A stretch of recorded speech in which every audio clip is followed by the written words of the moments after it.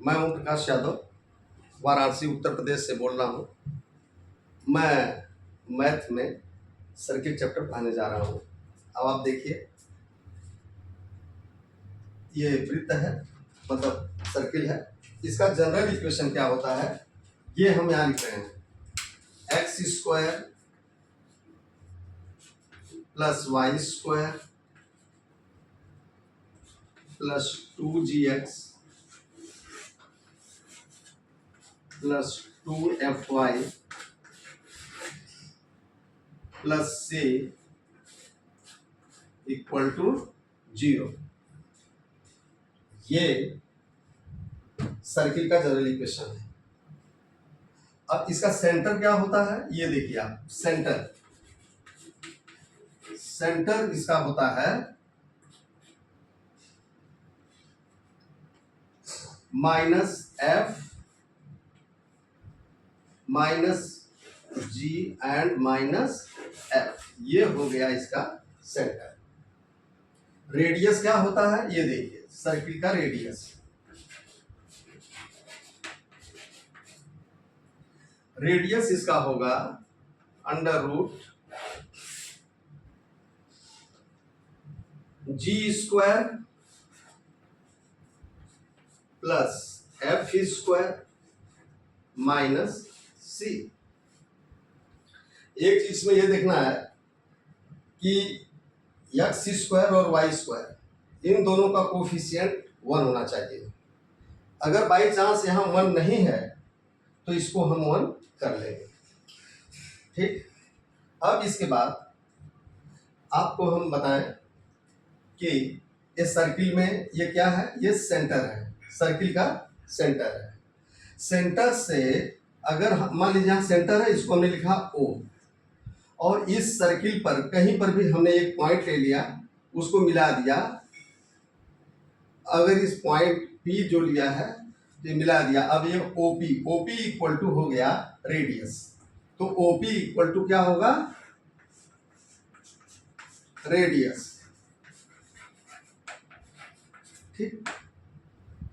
अब इसके बाद अगर इसका हम डबल कर दें तो क्या हो जाएगा, डायमीटर। तो ये देखिए, अगर यहां से हम इसको बढ़ा दें ऐसे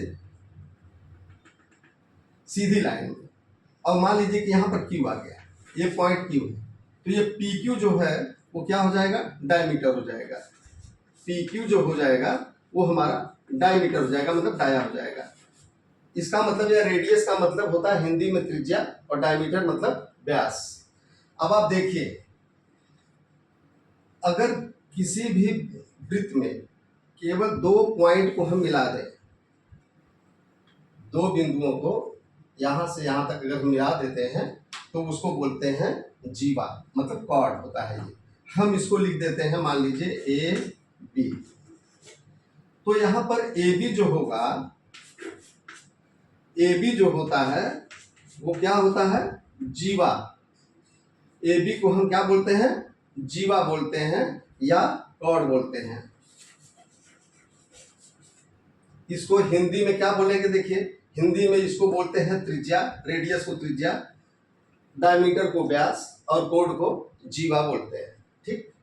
अब देखिए आप, किसी 2 बिंदुओं को मिलाने वाले, किसी 2 बिंदुओं को, वृत्त के किसी 2 बिंदुओं को अगर हम मिला दें तो उसको क्या कहते हैं, कॉर्ड कहते हैं, जीवा कहते हैं। तो 2 बिंदु को तो ये व्यास भी मिला रहा है ना, जिसको डायमीटर बोल रहे हैं, PQ। लेकिन इसमें अंतर क्या है कि जो सेंटर से पास हो रहा है, जो त्रिज्या मतलब जो जीवा मतलब जो कॉर्ड सेंटर से पास होता है वो क्या कहलाता है, डायमीटर, मीन्स व्यास। तो इसका मतलब ये होता है कि डायमीटर क्या होता है, डायमीटर जो होता है वो कॉर्ड होता है जो सेंटर से पास होता है। डायमीटर क्या होता है, diameter is the longest chord of a circle. इसका मतलब यह हुआ कि डायमीटर सबसे लंबी जीवा होती है वृत्त की, जो सेंटर से पास होकर जाती है, सेंटर से पास। इसका मतलब यह है कि ये जो डायमीटर है, व्यास है, यह भी एक प्रकार की जीवा है जो सेंटर से पास होकर जाती है। अब आप देखिए, इसमें कुछ चीजें हम आपको बताते हैं। ये देखें आप, मान लीजिए हमने अब देखिए आप यहाँ पर इस सेंटर से हमने ए और बी को मिला दिया, ए और बी को मिला दिया। तो अब ये जो पॉइंट है ना, ये जो आपका पोर्शन है, ये पूरा, इसको हम क्या कहेंगे, इसको हम सेक्टर कहेंगे, इसको हम सेक्टर कहेंगे। ठीक, तो सेक्टर हो गया। अब सेक्टर का जो क्षेत्रफल होता है वो क्या होता है, ये देखिए आप। पहले वृत्त का क्षेत्रफल क्या होता है ये पढ़े आप। वृत्त का क्षेत्रफल मतलब एरिया, एरिया ऑफ सर्किल या वृत्त का क्षेत्रफल, यह होता है pi R square, pi R square होता है। तो ये सेक्टर जो बना हुआ है, इस सेक्टर का क्षेत्रफल क्या होगा। सेक्टर समझ रहे हैं आपने, इसको बोलते हैं त्रिज्यखंड। तो अब ये त्रिज्यखंड जो बना हुआ है ओ ए बी, इसका क्षेत्रफल क्या होगा ये देखिए, मतलब एरिया ऑफ सेक्टर। यहाँ एक कोई पॉइंट आप रख लीजिए, पी या कुछ भी रख लीजिए, तो यहाँ हो जाएगा एरिया ऑफ सेक्टर क्या होगा, ये देखें आप। एरिया ऑफ सेक्टर क्या होगा, चूंकि यह पूरे की एरिया क्या होती है पाई आर स्क्वायर, पूरे की एरिया पाई आर स्क्वायर हो गई पूरे वृत्त की।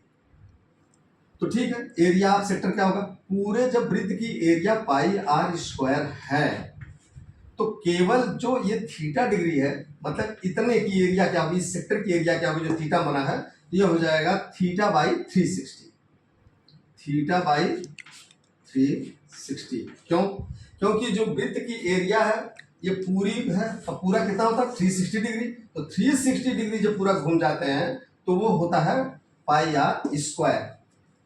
तो केवल जब थीटा का निकालना है तो यह हो जाएगा theta by 360 pi R square.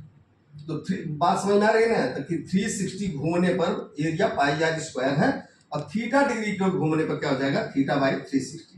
ठीक इसी प्रकार से अब जो है,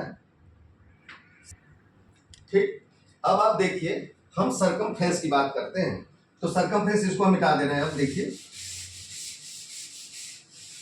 अब सरकमफ्रेंस की बात करें तो सरकमफ्रेंस क्या होता है कि अगर पूरे सर्किल को देखें आप, तो हम देखते हैं सरकमफ्रेंस,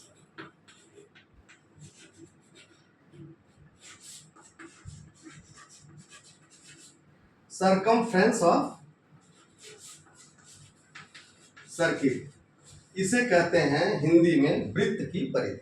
और वृत्त की परिधि होती क्या है 2 पाई आर, वृत्त की परिधि जो होती है वो होती है 2 पाई आर। अब आप देखिए, अगर 360 डिग्री पूरा घूम गया तो कितना आया 2 पाई आर।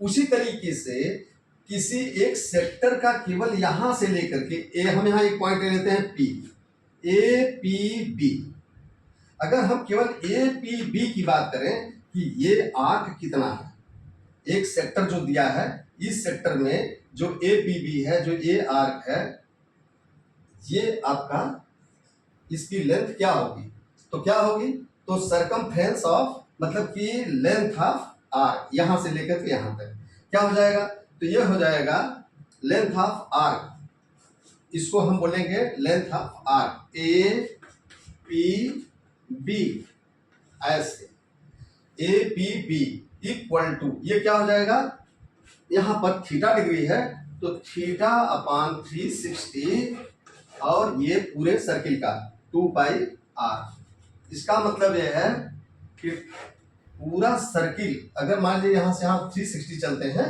तो इसकी सरकमफ्रेंस होता है 2 पाई आर। केवल थीटा डिग्री चलेंगे तो ये जो बनेगा आपका आर्क, वो इसकी लेंथ हो जाएगी ए पी बी, मतलब ये theta upon 360 into 2 pi R, ये हो। अब इसमें आप देखिए, तो ये 360 pi by 360 into 2 pi R हो गया। अब इसमें एक चीज और देखना है कि लेंथ ऑफ आर्क ये क्या होता है, एक फार्मूला इसका और है, क्या है वो मैं बता रहा हूं। इसका एक फार्मूला और है, length of arc equal to, मतलब A P B equal to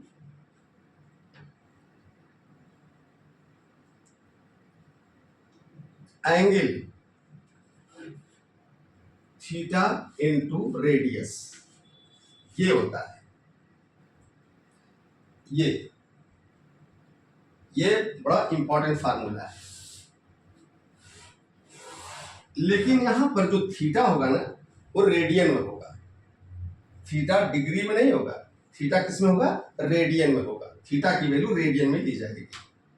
ठीक, रेडियन मतलब पाई इक्वल टू 1 डिग्री। ठीक, तो अब रेडियन की बात जब करें तो पाई रेडियन इक्वल टू कितना होता है, pi radian equal to 180 degree. तो यहां पर जो थीटा है ना, ये रेडियन में लिया जाएगा।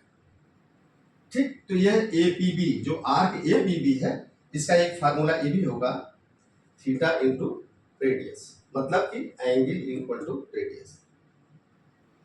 अब आप देखिए, अगर सपोज दैट, अब देखिए एक चीज उसमें बताया आपको, इसको हटा देते हैं। ये देखें आप, हम यहां पर ये बना दिए, तो इसको बोलते हैं, यहां से ये होता है माइनर आर्क, माइनर सिगमेंट, ये होता है माइनर सिगमेंट, और इसको बोलते हैं माइनर आर्क। ए पी है ना यहां पर, तो ए पी बी ये माइनर आर्क हुआ। और ये जो आर्क बना है, हम यहां अगर हम मान लीजिए कोई पॉइंट हमने ले लिया क्यू, तो ए क्यू बी जो होगा वो मेजर आर्क है। ठीक उसी तरीके से आप जरा देखें, आप ये जो चीज है ना, आपको ये दिख रही है ना, ये पोर्शन, इस पोर्शन को हम बोलेंगे जो ए पी बी ए, ये ऐसे घिरा हुआ है ना, ऐसा देख रहे हैं आपने, तो इसको हम बोलेंगे माइनर सिगमेंट। और जो ये बना हुआ है ए बी क्यू फिर ए पर, यहाँ तो ये जो हो जाएगा इसको बोलेंगे मेजर सिगमेंट। मतलब मेजर सिगमेंट ये देखिए आप, मैंने जो डॉटेड कर दिया है ये मेजर सिगमेंट है, और ये क्या है, माइनर सिगमेंट है। तो जब किसी सिगमेंट की एरिया निकालनी अगर है बाई चांस, तो आप करेंगे क्या, ये देखिए। अब हम इसको निकालते हैं कि एरिया क्या होगी। आप देखें यहां पर, अब हमको निकालना क्या है, एरिया ऑफ माइनर सिगमेंट, मतलब area of this segment, shaded portion. जो रेखांकित भाग है यहां पर, तो रेखांकित भाग का क्षेत्रफल, मतलब इसको बोलते हैं लघु वृत्त खंड, इसको बोलते हैं दीर्घ वृत्त खंड। मेजर सिगमेंट का मतलब होता है दीर्घ वृत्त खंड, और ये होता है लघु वृत्त खंड, माइनर सिगमेंट। अब आप देखिए, माइनर सिगमेंट के एरिया निकालने के लिए क्या करेंगे, पहले हम एरिया ऑफ सेक्टर निकालेंगे। तो यहां पर करेंगे क्या, ये देखिए हम लिखते हैं फार्मूला, पहले इसको हम डिलीट कर दें और लिखते हैं इसमें area of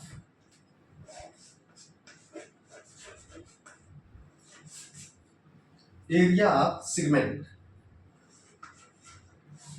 area of segment मतलब वृत्तखंड का क्षेत्रफल। क्या होता है ये बताते हैं आपको, ये होगा area of sector, A O B जो लिखा है ना, ये area of sector, area sector minus area of triangle O A B, minus area of triangle O A B, ये हो गया। ठीक, ये हो गया area of segment, area of segment equal to area of sector minus area of triangle O A B. ये इस figure से हम इसको समझ सकते हैं। तो अब हम जो है काफी कुछ चीज इसमें जो कॉन्सेप्ट था वो समझ गए। अब कुछ चीजें हैं जो हम बता दें आपको, जैसे इसमें एक टेंजेंट होता है। तो टेंजेंट क्या होता है? टेंजेंट अभी आपको मैं बताऊं कि टेंजेंट क्या होता है। इसको मैं पहले डिलीट कर दूं, इसके बाद मैं बता रहा हूं। देखिए टेंजेंट क्या होता है, किसी भी सर्किल के एक पॉइंट को टच करते हुए अगर कोई लाइन क्या करती है, निकल जाती है। अच्छा, टेंजेंट को हिंदी में कहते हैं स्पर्श रेखा। स्पर्श रेखा का मतलब होता है जब किसी वृत्त के किसी बिंदु पर कोई भी रेखा स्पर्श करते हुए निकल जाती है तब उसे कहते हैं टेंजेंट। जैसे यहां है, हम इसको इस पॉइंट पे कोई भी लाइन है टच करते हुए अगर निकल गई तो उसे क्या कहेंगे, स्पर्श रेखा, मतलब टेंजेंट लाइन। और ये पी पॉइंट पे क्या कर रही है, टच कर रही है, पी पॉइंट पे टच कर रही है, मतलब पी पॉइंट पे ये स्पर्श कर रही है, तो इसको कहेंगे टेंजेंट। और ये सेंटर से जो ये पॉइंट ऑफ टेंजेंट है, स्पर्श बिंदु है, इसको अगर हम मिला दें, कहां से, सेंटर से। देखिए सेंटर से अगर स्पर्श बिंदु को मिला दें, टेंजेंट जो है मतलब पॉइंट ऑफ टेंजेंट इसको बोलते हैं, जहां लाइन टच कर रही है। ये देखिए आप, तो क्या होता है कि OP is perpendicular on this tangent, means ये जो है 90 डिग्री का एंगल बनेगा। समझ में आया? मतलब ये जो रेडियस है ना, OP रेडियस है ना, ये इस टेंजेंट पर स्पर्श रेखा पर लंबवत होगा। मींस ये टेंजेंट को अगर हमने नाम दे दिया T1, लीजिए T, इसको हमने डाल दिया T, इस टेंजेंट का नामकरण हमने कर दिया T। तो यहां पर अब क्या दिख रहा है आपको, PT। तो OP and PT both are perpendicular to each other. OP and PT, OP and PT both are perpendicular to each other. इसका मतलब ये होता है कि किसी वृत्त के केंद्र से यदि स्पर्श बिंदु को मिला दिया जाए तो वह स्पर्श रेखा पर क्या होगा, लंबवत होगी, वह त्रिज्या जो होगी वो लंबवत होगी। ठीक, अब बात आती है यहां पर, ये देखिए, अगर मान लीजिए, हाँ एक चीज और बता दें कि किसी वृत्त के एक बिंदु से केवल एक ही स्पर्श रेखा खींची जा सकती है। इसका मतलब केवल एक टेंजेंट खींचा जा सकता है केवल एक पॉइंट से, लेकिन एक वृत्त पर कितनी स्पर्श रेखा खींची जा सकती है, इनफाइनाइट, अनंत। अनंत यहाँ पर जो है टेंजेंट खींचे जा सकते हैं, हर पॉइंट पे टेंजेंट आप खींच सकते हैं, हर पॉइंट पे टेंजेंट आप खींच सकते हैं। तो ये कितना हो जाएगा, इनफाइनाइट होगा, क्योंकि किसी भी लाइन पर इनफाइनाइट पॉइंट होते हैं। ठीक है, लेकिन एक पॉइंट से केवल एक ही टेंजेंट खींचा जा सकता है। मगर यदि हम ये बोले कि किसी बाहर से, एक्सटीरियर पॉइंट से, मतलब बाहरी पॉइंट से एक सर्किल पर कितने टेंजेंट खींचे जा सकते हैं, तो वो होता है 2। अब इसको हम बता रहे हैं, देखिए आप, पहले हम इसको डिलीट कर देते हैं। देखिए हम इसको डिलीट कर दिए। ठीक,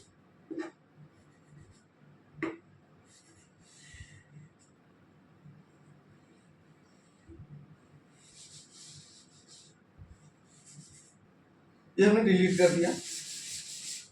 और आपको बताएं कि हम बोले ना कि किसी वृत्त के बाहर, मतलब लीजिए एक्सटीरियर पॉइंट, इस एक्सटीरियर पॉइंट से इस वृत्त पर कितनी स्पर्श रेखा खींची जा सकती है, तो वो 2 होती है। कितनी होती है, 2। ये देखिए आप, यहां से मैं खींच रहा हूं, एक ये हो गई और दूसरी ये हो जाएगी। आप देखिए दूसरी जो आपकी हो गई,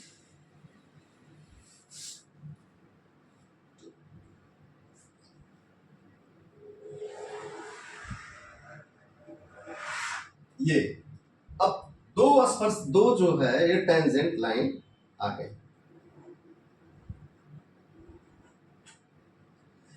तो किसी वृत्त के किसी सर्किल के एक्सटीरियर पॉइंट से, बाहरी पॉइंट से हम इसको लेते हैं P। इस पॉइंट से हमने क्या किया, टेंजेंट खींचा। कितने टेंजेंट, तो मैक्सिमम 2 टेंजेंट खींचे जा सकते हैं किसी भी बाहरी पॉइंट से, किसी भी एक्सटीरियर पॉइंट से, किसी भी सर्किल पर मैक्सिमम 2 टेंजेंट ही खींचे जा सकते हैं। और ये देखिए अब ये जो दोनों खींचे गए हैं ना, तो यहाँ पर क्या होता है, ये सेंटर से अगर हम P को मिला दें, O से P को मिला दें, और जहां पर ये क्या हुआ है, टच किया, मतलब कि जो टेंजेंट पॉइंट है, इसको पॉइंट ऑफ टेंजेंट बोलते हैं। जहां पर टेंजेंट लाइन सर्किल को टच करती है उसको बोलते हैं पॉइंट ऑफ टेंजेंट। इसको मिला दें, दोनों मिला दीजिए आप यहाँ, तो क्या हो जाएगा, ऐसे यहां पर हम अगर लिख दें x और y, तो अब आप देखिए इसमें क्या होगा कि OYP एंड OXP ये दोनों क्या होंगे, ये दोनों कांग्रेंट होंगे। अब आप देखिए कांग्रेंट का मतलब होता है हिंदी में सर्वांग, और होता क्या है, ये देखिए आप कैसे, ये तो 90 डिग्री का एंगल है, आप जान रहे, बताया था मैं अभी 90 डिग्री का एंगल, ये भी 90 डिग्री का एंगल हो गया, दो 90 डिग्री एंगल हो गए। और OP इस कॉमन लाइन, देखिए OP जो है ये कॉमन है, OP इस ट्रायंगल में भी है और OP इस ट्रायंगल में भी है, और ये radius OX equal to OY, वो था रेडियस, ठीक, वो था रेडियस आपका सर्किल। तो इसका मतलब this equal to this and this is common line and it is 90-90। तो इसका मतलब क्या हो गया, तीन चीज मिल गई आपको, क्या मिल गया, ये जो है 90 डिग्री एक एंगल मिल गया और दो साइड मिल गई। तो ऐसी कंडीशंस में ये तो कॉमन है, तो इसका मतलब ये हो जाएगा कि OYP, या आप कहें OPY कहिए या OYP कहिए, जो भी कहिए, तो हम यहां पर ये लिखते हैं therefore triangle OYP congruent triangle OXP। आप इसी को कह सकते हैं OPY एंड OPX। चलिए अब यहां पर कॉन्ग्रेंट हो गया, जब कॉन्ग्रेंट हो गया तो इसका मतलब क्या हो गया कि this angle equal to this angle, ये दोनों बराबर हो गए, ये एंगल इसके बराबर हो गया, क्या, OPY एंड OPX, ये दोनों बराबर हो गए। कभी कभी प्रूव करने के लिए आता है कि prove that this equal to this, या प्रूव करने के लिए आ सकता है दिस इक्वल टू दिस, मतलब XP इक्वल टू YP। तो आप इसको बना सकते हैं, बता सकते हैं जैसे मैं अभी बताया, ठीक है। अब इस पर हम कुछ क्वेश्चन करेंगे। हाँ देखिए एक चीज मैं और बताऊंगा आपको, वृत्त में इस सर्किल में क्या बताना है कि ये जो है ना, इसको बोलते हैं बहिर्वृत्त, हिंदी में इसको बोलते हैं बहिर्वृत्त, और इंग्लिश में इसको बोलते हैं, हाँ देखिए इस सर्किल में क्या है कि ये सर्किल जो है ABCD एक स्क्वायर है, स्क्वायर के अंदर जो सर्किल है, इस सर्किल में क्या है, ये देखिए सर्किल में क्या है ना, ये AB BC CD और AD, इन चारों भुजाओं को, मतलब चारों साइड को क्या कर रहा है, टच कर रहा है, ठीक है। अब ये जो होता है यहां पर क्या करेंगे कि यहां पर जो आपका डायगोनल्स होता है, यहां पर जो साइड है ना ABCD स्क्वायर है, तो इसकी जो साइड होगी इस वृत्त के डायमीटर के बराबर होगी, ये डायमीटर हो गया, ठीक। तो यहां पर क्या होगा, डायमीटर जो होता है ये सर्किल का डायमीटर जो है ये साइड के बराबर होगा, किसके साइड के, side of square, side of square, मतलब कि स्क्वायर की जो साइड है वह डायमीटर के बराबर होगी, स्क्वायर की जो साइड है वह डायमीटर के बराबर, किसके डायमीटर के, सर्किल के। यहां पर आप देखिए यहां पर क्या है, यहां पर सर्किल जो होता है वो बाहर की तरफ है, जैसे इसको हम परिवृत्त बोल सकते हैं हिंदी में। यहां पर अब आप देखिए क्या है, यहां पर अगर हम ये बोलते हैं कि ये PQRS एक क्या है, यह भी एक स्क्वायर है। अगर PQRS स्क्वायर है तो इसका मतलब ये दोनों साइड, सभी साइड क्या है, बराबर इसमें है, तो इसका मतलब इसका जो डायमीटर होगा ना वो सेंटर से पास होकर जाएगा, और इसका डायमीटर क्या होगा, डायगोनल ऑफ स्क्वायर, तो इसका जो डायगोनल होगा ना वह स्क्वायर होगा और ये सेंटर से पास होकर जाएगा, ये सेंटर है, तो सेंटर से पास होकर के जो जाएगा ना ये डायगोनल्स, तो ये जो डायगोनल है, यही स्क्वायर का जो डायगोनल है यही सर्किल का व्यास हो जाएगा, मतलब कि डायमीटर हो जाएगा। ठीक, अब आप देखिए, अब हम जो है इस पर कुछ क्वेश्चन बताने जा रहे हैं।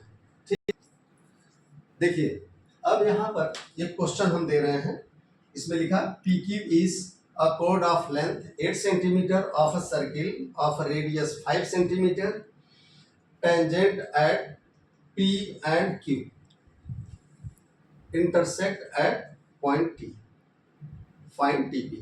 ये फाइंड टीपी मतलब इसकी वैल्यू पूछा है क्या होगी। तो मैंने देखिए ये सर्किल बनाया है, इसमें क्या लिखा है, इसमें लिखा है कि रेडियस 5 सेंटीमीटर है और इस पर जो है दो टेंजेंट है, एक PT है, एक T और P हो गया और एक TQ हो गया। तो ये यहाँ पर ये पूछा है कि TP की लेंथ कितनी होगी, ये बताना हमको। ठीक है, TP की लेंथ जिसका रेडियस 5 सेंटीमीटर। अब इसको हम जो है सॉल्व करते हैं। तो देखिए हम यहाँ पर मिटा दे रहे हैं, या नहीं मिटाते तब भी आप देखिए, अच्छा यहाँ से हो जाएगा। पहले हम क्या करेंगे, इसको हम T से O को मिला देते हैं। ठीक, ये T से O को हम मिला दे रहे हैं, ये मिल गया आपका। तो यहाँ पर क्या है कि एंगल OPT ये 90 डिग्री होगा, ये तो 90 डिग्री होगा। और यहाँ पर जो हम ये PQ मिला दिए हैं, तो यहाँ पर भी ये 90 डिग्री का एंगल बनेगा, ये 90 डिग्री हुआ। अब आप देखिए, अगर यह 8 सेंटीमीटर है, PQ 8 सेंटीमीटर दिया है, यहाँ पर ये कॉर्ड है ना, PQ 8 सेंटीमीटर। तो जब 8 सेंटीमीटर है तो इसका मतलब ये देखिए ये 4 सेंटीमीटर होगा। यहाँ हम एक पॉइंट ले लेते हैं, कोई पॉइंट ले लेते हैं, इस पॉइंट को हम नाम देते हैं M। तो यहाँ पर M is the midpoint of PQ। तो 4 सेंटीमीटर ये हो जाएगा और 4 सेंटीमीटर आपका PM हो गया, ये भी 4 सेंटीमीटर हो गया। तो अब क्या करेंगे, देखिए दो ट्रायंगल हमको मिल गए, राइट ट्रायंगल, क्या PMT और एक बन गया OPT। अब इन्हीं दोनों ट्रायंगल को हम लेंगे। तो इन दो ट्रायंगल में जरा देखिए, OPT में इन ट्रायंगल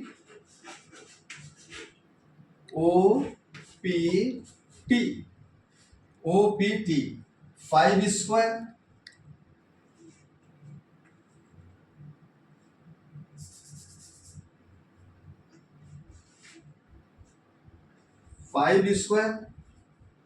प्लस TP को हम ले लेते हैं वैल्यू X, तो क्या हो जाएगा X स्क्वायर। ठीक, OPT में हमने क्या लिया 5 square plus PT square means X square equal to OT square, और OT को हमने ले लिया Y, OT equal to Y। तो अगर हमने OT यहां हम लिख दे रहे हैं, OT इक्वल टू हमने क्या अज्यूम किया है, मतलब माना क्या है Y। तो आप देखिए यह हो जाएगा Y स्क्वायर। ठीक, इसी तरह से हम यहां पर लेंगे ट्रायंगल PMT में, इन ट्रायंगल PMT। अब PMT में जो ट्रायंगल हम ले रहे हैं ना, ये PMT जो ट्रायंगल ले रहे हैं, इसमें आप देखें 4 square plus this square MT square, मतलब 4 square plus MT square. MT means क्या होगा Y माइनस 3। क्यों, अगर रेडियस 5 है ये और यहां से यहां तक ये 4 है, तो ये 3 होगा कि नहीं होगा, ये 3 होगा। क्यों, क्योंकि ये 5 square minus 4 square equal to 16 means 25 minus 16 means 9 का स्क्वायर रूट 3 होता है, तो MO इक्वल टू 3 हो जाएगा। ठीक है, ये हो जाएगा 3। तो ऐसी कंडीशंस में जो TM होगा वो Y माइनस 3 हो जाएगा। ठीक, तो यहां हो जाएगा Y माइनस 3 का होल स्क्वायर। अब आप देखिए this square plus this square equal to this square, मतलब X square. Equal to x square. अब इसको आप ले लीजिए ना इक्वेशन नंबर 1 एंड ये ले लीजिए इक्वेशन नंबर 2। अब 1 और 2 को अगर हम सॉल्व करेंगे तो क्या आ जाएगा, यहां पर y इक्वल टू आ जाएगा, ये अगर हम इसको सॉल्व कर दे रहे हैं पूरे को, अच्छा ठीक हम सॉल्व करके देखते हैं क्या आता है। देखिए इसको हम मिटा दे रहे हैं और मिटा करके इसमें देखते हैं क्या आता है, इसको सॉल्व करते हैं, ठीक है। तो देखिए पहला इक्वेशन क्या है, यहां पर एक्स स्क्वायर इक्वल टू होगा वाई स्क्वायर माइनस 5 स्क्वायर। यहां हो जाएगा पहले इक्वेशन में हो जाएगा, नहीं आप लिखिए ना फ्रॉम 1 एंड 2, मतलब फर्स्ट और सेकेंड इक्वेशन में, फर्स्ट और सेकेंड इक्वेशन से अगर हम ले रहे हैं तो यहाँ X square equal to Y square minus 5 square हो जाएगा, मतलब Y square minus 5 square, Y square minus 5 square. यहाँ क्या हो जाएगा, X square equal to this, तो इसका मतलब X square equal to this and इधर X square equal to here X square equal to Y square minus 5 square. तो Y square minus 5 square equal to this means 4 square plus Y minus 3 square. ये अब आप इसको solve कर लीजिए तो ये हो जाएगा y square minus 25 equal to, यहां हो जाएगा 16 plus y square plus 9 minus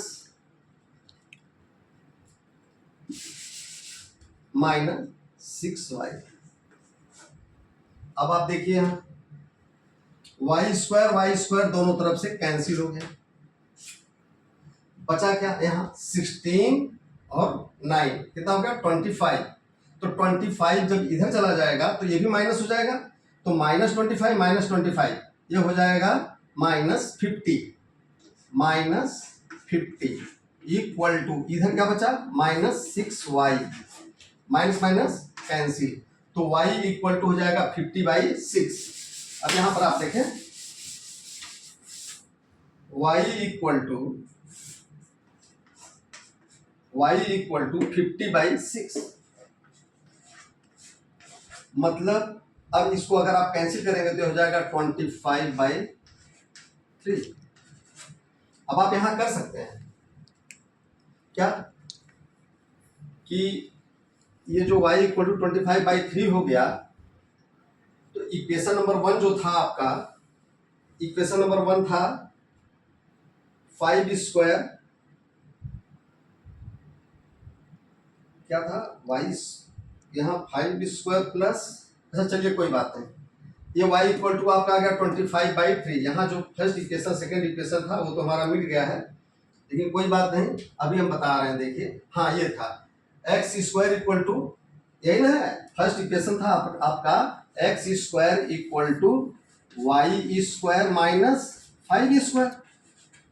तो अब क्या करेंगे, putting the value of y in equation number this, जो फर्स्ट इक्वेशन यहाँ था इस इक्वेशन में, क्योंकि ये इक्वेशन देखिए यहीं से है, ये x square equal to this and x square equal to this, therefore both are same. तो यहाँ पर क्या किया हमने कि यही जो पहला इक्वेशन था उसी पहले इक्वेशन में हमने यहाँ पर क्या किया, y की वैल्यू पुटअप करेंगे।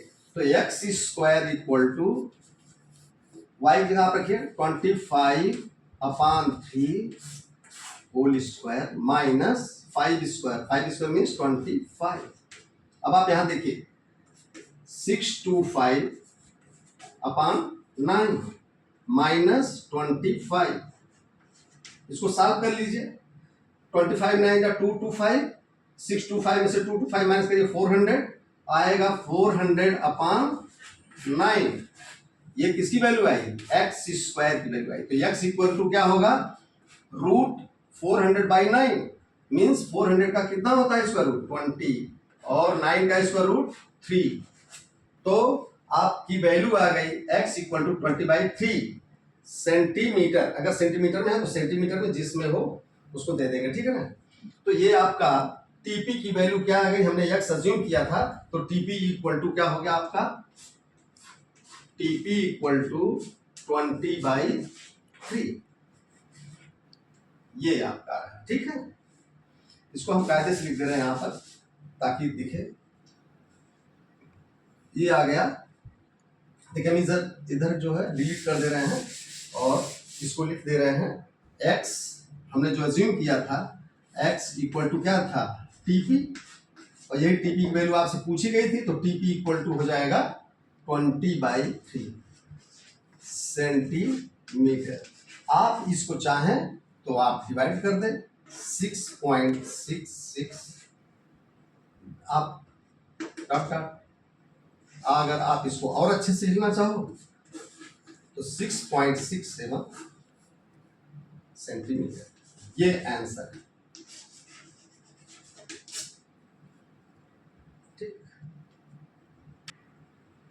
हाँ देखिए ये जो क्वेश्चन मैं लिखा हूं, तो ये क्वेश्चन और जस्ट इसके पिछले जो पहले बताया है मैंने, ये दोनों क्वेश्चन सीबीएसई बोर्ड में सन 2014 में आया हुआ है। ठीक, तो ये क्वेश्चन जो है ये क्या है, ये देखें आप पहले। In the figure 2 circles with centres A and B of radius 5 centimeter and 3 centimeter touching each other internally if the perpendicular bisector of segment AB meet bigger circle at P and Q, find PQ। ये चीज पूछा है, इस figure में दिया गया। ठीक है, तो देखिए इसमें पूछा क्या है और दिया क्या है। इसमें दिया गया है कि दो सर्किल है और जो छोटा वाला सर्किल है ये बड़े वाले सर्किल को इंटरनली टच कर रहा है। बड़े वाले सर्किल का जो रेडियस है 5 सेंटीमीटर है और छोटे वाले का जो रेडियस है, वो 3 सेंटीमीटर है, बड़े वाले का रेडियस 5 सेंटीमीटर है। तो ये पूछते हैं कि अच्छा, और एक चीज दिया है कि P Q is perpendicular bisector of A B, मतलब कि ए बी को बाइसेक्ट करना, परपेंडिकुलर बाइसेक्ट कर रहा है ये पी क्यू। तो ये पूछ रहा है कि ये पी क्यू की लेंथ कितनी होगी, ये क्वेश्चन है। ठीक, तो अब हम इसको सॉल्व करते हैं और देखिए हम इसको मिटा दे रहे हैं। क्या है यहाँ, अब इसको मिटा दे, डिलीट कर दे तब ना, अब डिलीट कर दे रहे हैं और इसके बाद हम इसको सॉल्व करते हैं। ठीक, तो देखिए इसमें दिया है रेडियस, बड़े वाले का रेडियस, बिगर सर्किल का, तो रेडियस ऑफ बिगर सर्किल मतलब बड़े वाले सर्किल का, तो ये रेडियस जो है हम यहां बताएं P A is the centre of big circle, मतलब ए बड़े वाले का सेंटर है और बी छोटे वाले सर्किल का सेंटर है। ठीक, तो ए बड़े सर्किल का सेंटर है, मतलब A is the centre of bigger circle and B is the centre of smaller circle. तो अब यहां पर क्या है कि रेडियस ए पी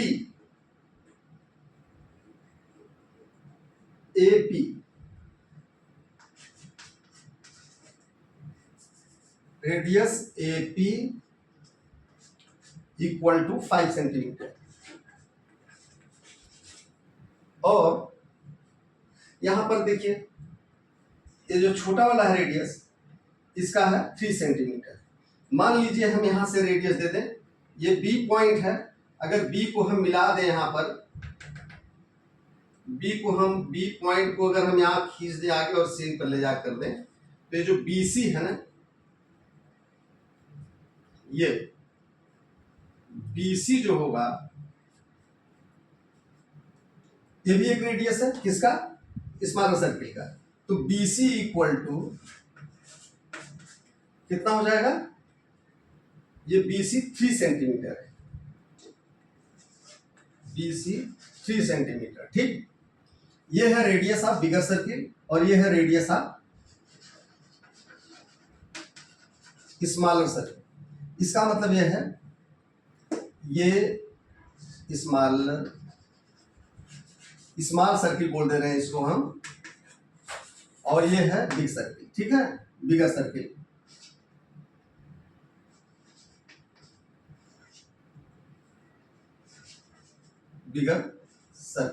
ठीक है, चलिए अब आप देखिए यहां पर तो ए बी इक्वल टू क्या हो जाएगा, तो ए सी। अब आप देखिए A P equal to A C, A P equal to A C because both are radius of the bigger circle.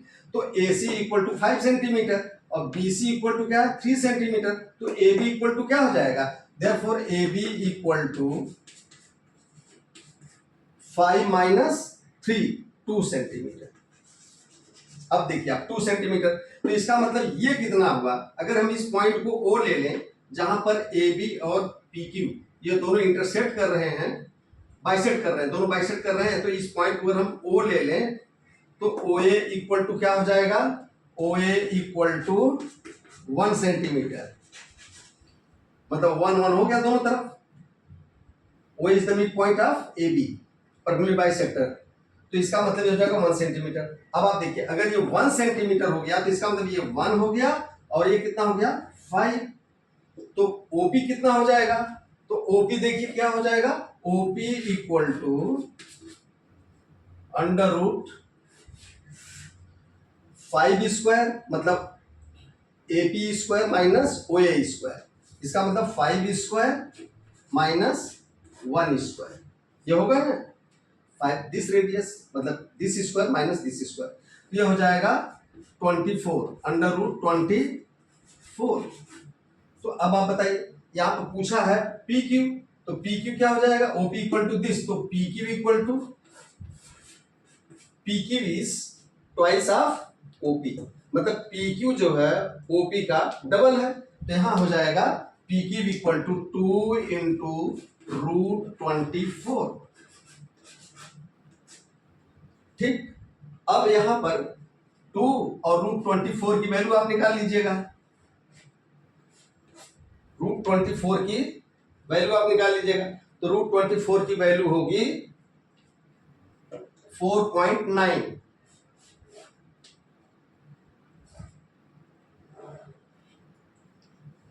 और दोनों को मल्टीप्लाई कर दीजिए तो आ जाएगा 9.8, 9.8 और ये हो गया सेंटीमीटर, 9.8 सेंटीमीटर। तो ये आपका जो है 9.8 सेंटीमीटर हो गया ठीक है। अब समझ में आ गया होगा आपको कि ये कैसे लगा, ठीक है। अब इसको हम डिलीट करते रहे हैं और यहां पर अब वीडियो क्लोज करते हैं। Thank you. बस अब यहाँ पर हम क्लास खत्म करते हैं। उम्मीद करते हैं कि आपको अच्छा लगा होगा, जैसा होगा वैसा रिस्पांस दीजिएगा।